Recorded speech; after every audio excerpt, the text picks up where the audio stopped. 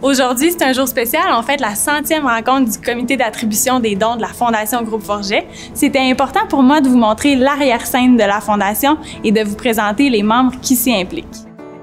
C'est notre 100e réunion depuis 2008. Donc, on a eu beaucoup d'agréments.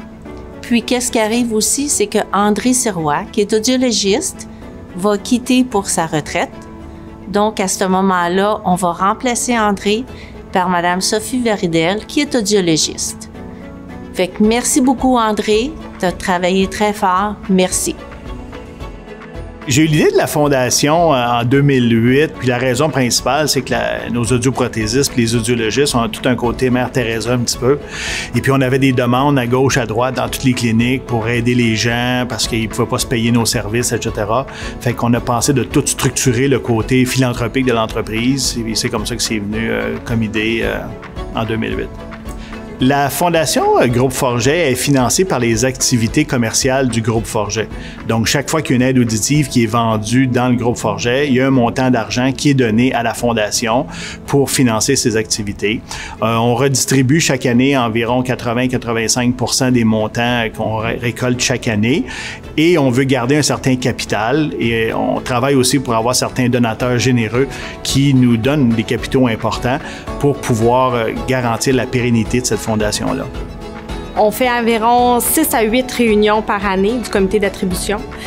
Ça, depuis les 100 dernières réunions, ça correspond à 2567 demandes, 1680 demandes qui ont été acceptées. Ça, c'est plus de 4 millions de dollars qui ont été donnés depuis 2008. On a un conseil d'attribution qui se réunit sur une base régulière pour évaluer chacune des demandes. Mais en plus du comité d'attribution, on a aussi un conseil d'administration qui est là principalement pour la vision de cette fondation-là. On se fait souvent demander à la Fondation qu'est-ce qui arrive avec les dossiers du moment où vous envoyez votre demande jusqu'au moment où vous recevez la lettre d'acceptation ou non. Quand la demande est envoyée, on ouvre un dossier personnel à chaque personne et à ce moment-là, ces dossiers-là sont envoyés dans le comité d'attribution des dons pour analyse. Donc, c'est là où il y a des professionnels qui analysent les demandes, qui vont vraiment, selon plusieurs critères qu'on a établis à la Fondation, décider si la demande est acceptée ou non. Parmi les critères de sélection, il y a un critère qui est financier, un critère social et un critère auditif aussi.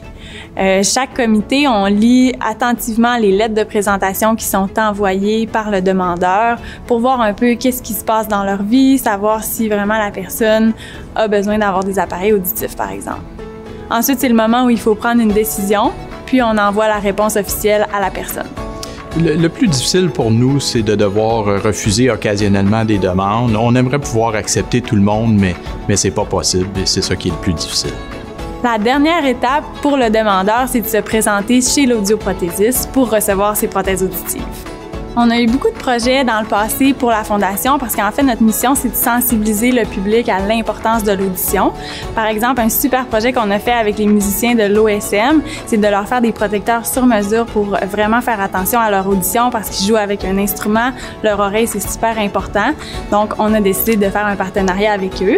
On a fait un super de beau projet aussi qui s'appelle En action sans audition. Ce qu'on faisait, c'est qu'on a bouché les oreilles de plusieurs artistes pour leur faire vivre un peu c'est quoi avoir une perte d'audition parce que c'est peu connu. C'est vraiment intéressant les commentaires qui ont ressorti de cette expérience-là. Pour le futur, on veut vraiment faire rayonner la Fondation. C'est important d'appliquer la mission qui est de sensibiliser la population à l'importance de la santé auditive.